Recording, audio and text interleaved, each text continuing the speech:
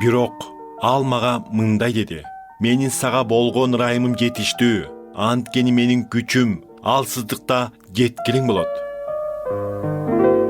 Мен үчүн адам баласына өзүнүн чектелген күчү менен мүмкүнчүлүктөрүн, алсыздыгын моюнга оңой эле ала койбогону түшүнүксүз. Балким бул жан багууга, же болбосо аман калууга болгон кандайдыр бир инстинкттер. Качан адам жашоосунун кайсы бир чөйрөсүндө алсыз экенин моюнга алса, ал адам менменсүүнү менен текебердик үчүн өлүк болуп саналат, туурабы?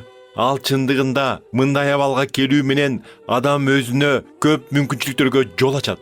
Биз анын чакырыгын кабыл алууга батынганыбызда гана анын күчүн, ырайымын канчалык жетиштүү экенин сезе алабыз.